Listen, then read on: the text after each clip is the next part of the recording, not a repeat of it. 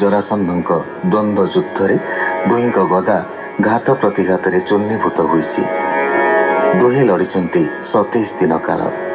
मीमांसा अनुपस्थित। भीम असहायता प्रकाश करिबारु कृष्ण जरासन्धर जन्म वृत्तांत स्मरण करी ताहाकु दुई फाळ करी चिरी देबाकु तांको संकेत दैछन्ति।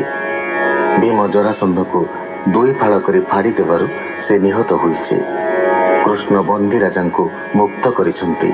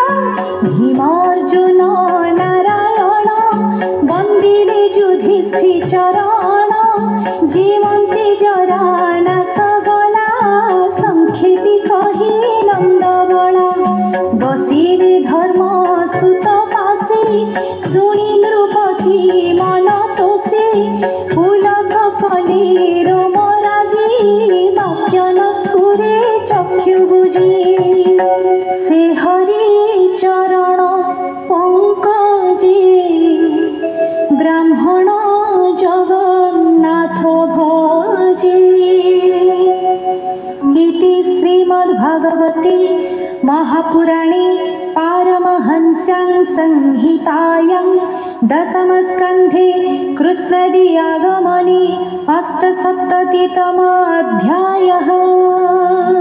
शुकोवाच एबे हो शुण नृपमणि जरासन्धर वध शुणि कृष्ण महिमानुभव आत्मा कल्पित कार्यलाभ युधिष्ठिर बोले प्रिय मने कोमल गभीर वचने। युधिष्ठिर उवाच ब्रह्मा शंकर आदि जेते देवी अछंती ए जगते तोर दुर्लभ आज्ञा पाई सिरे बहंती तोष होई हेमंत प्रभु महाबाहु तुझे मोहर आज्ञा बहु मुहि मोहर ए शरीर ହେମନ୍ତ ପଶୁଙ୍କ ବିଚାର।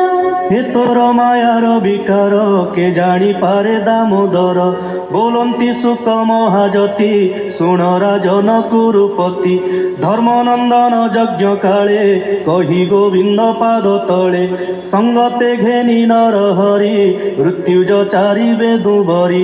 ଶ୍ରୀ ବେଦ ବ୍ୟାସ ଭରଦ୍ୱାଜ ସୁମନ୍ତୁ ଗୌତମ ଦ୍ୱିଜ। ମଧୁଛନ୍ଦା ଯେ ବୀରସେନ ଅକୃତ ବ୍ରଣ ମୁନିଜନ। ଅଣାଇ ନାନା ମୁନିଗଣ ଆଦରେ ପୂଜି ଭୀଷ୍ମ ଦ୍ରୋଣ।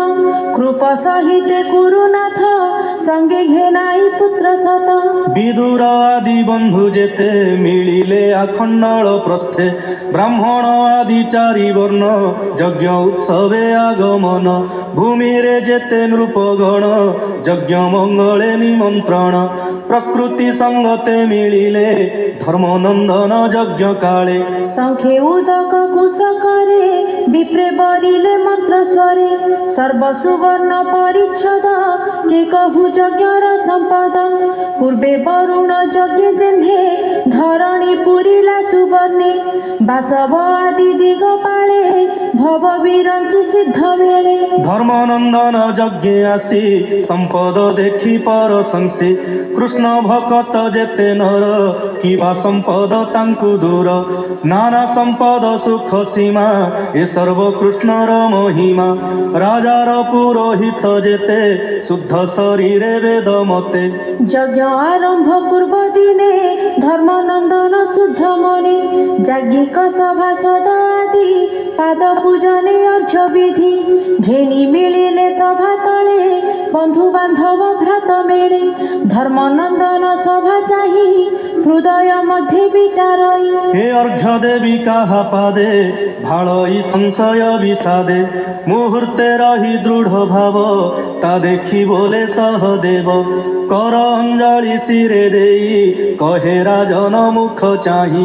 जाणई कृष्णर महिमा सर्वज्ञ पणे एक सीमा। ଶୁଣ ରାଜନ ଚୂଡ଼ାମଣି ମୋର ଉଚିତ ଧର୍ମବାଣୀ। ଏ ମହାସଭା ମଧ୍ୟ ଗତେ ଅର୍ଘ୍ୟକୁ ପାତ୍ର ଜଗନ୍ନାଥେ।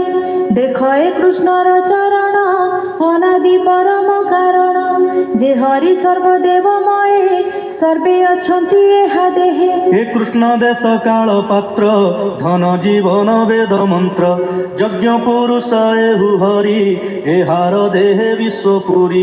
विविध कर्मदाता एहि कर्म विपाक ए दियई। एहार भ्रुभंगिमा भावे जगत प्रकाश स्वभावे। ଧର୍ମାର୍ଥ କାମ ମୋକ୍ଷ ସଙ୍ଗେ ଥାନ୍ତି ଏହାର ପାଦ ଯୁଗେ। ଏଣୁ ଏ ମହାବିଷ୍ଣୁ ପାଦେ ଏ ଅର୍ଘ୍ୟ ଦିଅ ହେ ଆନନ୍ଦେ। କର୍ମର ଫଳ ଏହା ପାଦେ ଯେ ପ୍ରାଣୀ ସମର୍ପେ ଆନନ୍ଦେ। ଏହାକୁ କର୍ମ ଫଳ ଦେଇ ଅନ୍ତେ ଅନନ୍ତ ଫଳ ପାଇ। हेमंत कृष्णर स्वभाव जानी कहिला सहदेव। शुणी सहदेव वचन सभार मध्य जेते जन। सर्वे करन्ति साधुवाणी धर्मनंदन ताहा शुणी। प्रणमी प्रिय भावे भोळ गोविंद पादे अर्घ्य जल।